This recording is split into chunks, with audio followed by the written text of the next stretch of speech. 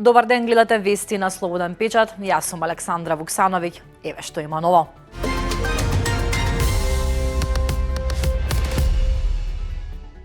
Пред 22 години на 26 февруари близу Мостар во авионска несреќа животот го загубија поранешниот претседател Борис Трајковски и членови на неговиот кабинет и екипажот на авионот.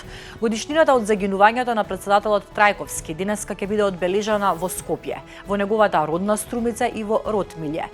Членови на семејствата, државни и други делегации ќе положат цвеќе на гробот на Трајковски и на спомен од бележјата. Борис Трајковски е роден во Струмица на 25 јуни 1956 година. Тој беше втор претседател на Република Македонија во периодот од 15 декември 1999 до 26 февруари 2004 година.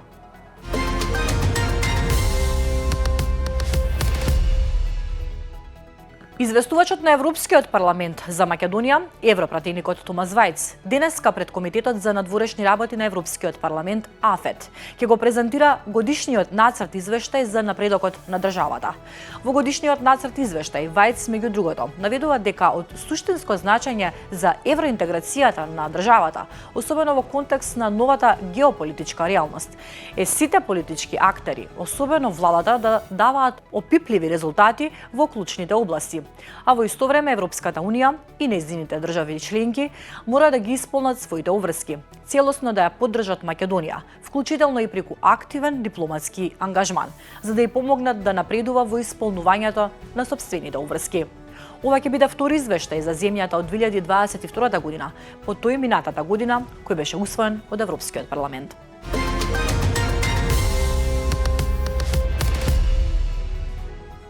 Денеска во Крива Паланка, градот кој веќе подолго време е познат по проблемот со кравите, ќе се одржи мирен протест поради неконтролираното движење на говеда и нанесувањето штети врз приватни имоти и земјоделски површини на територијата на општината и околината. Вчера на терен се одвиваше вистинска вестерн приказна. Екипите на ТВ Телма од терен ја пренесоа драматичната атмосфера.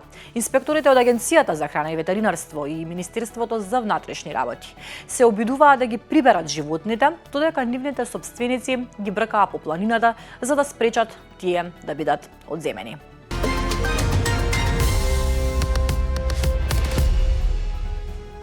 Вице-премиерот Арбен Фетај повеќе не ја предводи функцијата на Алијанса за албанците, која е дел од власта. На негово место е именуван пратеникот Илир Демири, кој од неодамна го напушти делот на Алијанса предводен од Зијадин Села, за да ја се придружи на владеачката коалиција.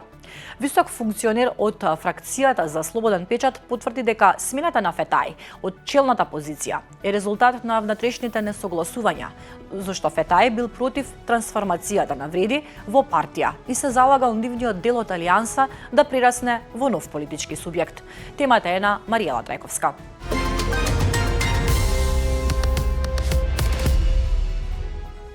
Дури ни Груби првично не се пожалил на безбедносен ризик. ДПМНЕ преку АНБ и МВР без проценка го испратија дома. Реагираат од левица за последните случувања поврзани со приведувањето на Артар Груби. Ова отвара сериозно прашање за кредибилитетот и мотивите за ваквата проценка.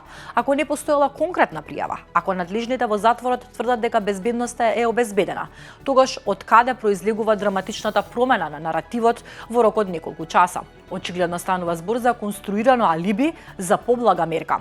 Јавноста има право на јасен и аргументиран одговор, не на контрадикторни изјави. А сега и молк од МВР и АНБ, стои во соопштението на левица.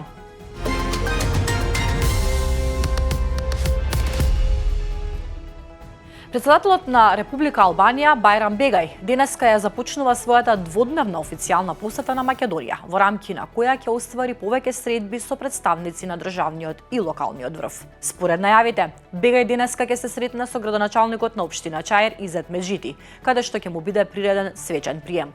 Утре претседателот Бегај ќе биде официјално пречекан од претседателката Гордана Силјановска Давкова, пошто се предвидени средби со представници на државниот врв.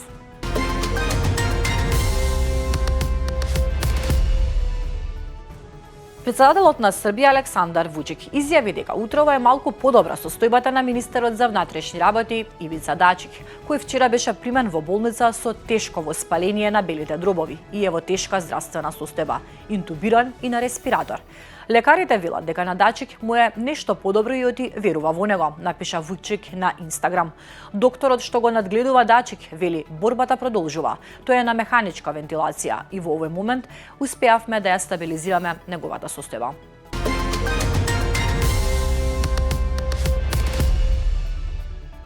Началникот на генерал штабот на војската на Албанија Армен Кинџи изјави дека неговата земја, Хрватска и Косово, ќе одржат 3 заеднички воени вежби оваа година, од кои 2 во Загреб и 1 во Тирана, објави вчера Albanian Post. Според него, планот за соработка вклучува не само заеднички вежби, туку и размена на искуства и подлабока оперативна координација.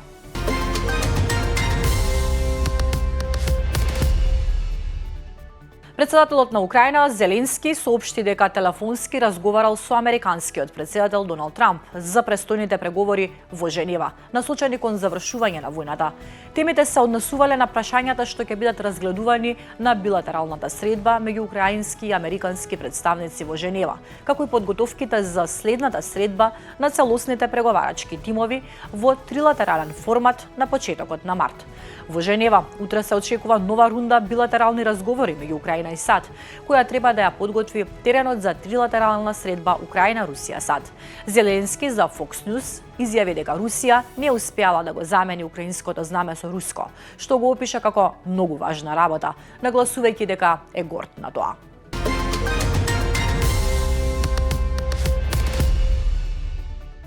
Кубанските граничари убија 4 лица кои се обиделе да влезат во кубанските територијални води со глисер регистриран во САД. Кубанското министерство за надворешни работи кажа дека сите патници на глисерот, од кои 6 мина се ранети, се кубански државјани кои отвориле оган кон пловило на кубанска крајбрежна стража кога се доближиле до остров покрај северниот брег на земјата. Американскиот државен секретар Марко Рубио изјави дека САД го истражува инцидентот, што го опиша како многу необичаен.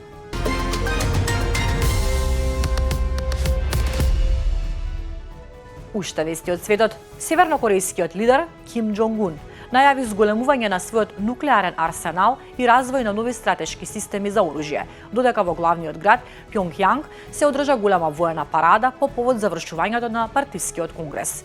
Ким рече дека земјата има цврста волја дополнително да ги прошири и зајакне своите нуклеарни сили и да го зголеми бројот на боеви глави и оперативни средства. Тој исто така најави развој на помокни интерконтинентални балистички ракети, како и напредни системи што вклучуваат вештачка интелигенција и беспилотни летала.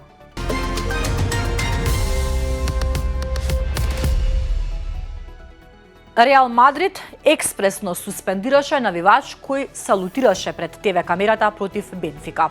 Реал Мадрид избори победа од 2:1 против Бенфика во реваншот од плейофот на Лигата на шампиони на УЕФА и со вкупни 13:1 обезбеди пласман во следната фаза.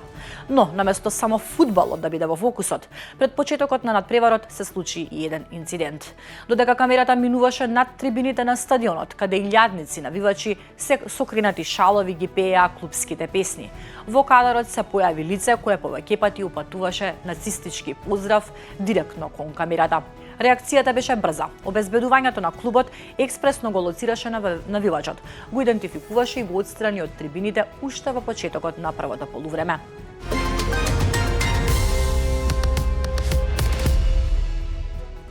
Во чест на 80 години од излегувањето на македонската граматика од Круме Кепески, денеска во 12 часот во салата за седници при Филолошкиот факултет Блаже Конески ќе се одржи свечен час.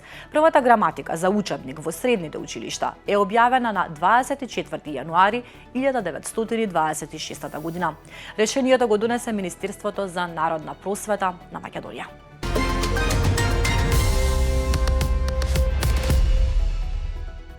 И за крај метео. Времето денеска ќе биде сончево со мала до умерена локална облачност. Ќе дува слаб до умерена наместа вдолж поврдарието, повремено засилен ветер од северен правец, особено предпладне. Максималната температура ќе биде во интервал од 9 до 16 степени.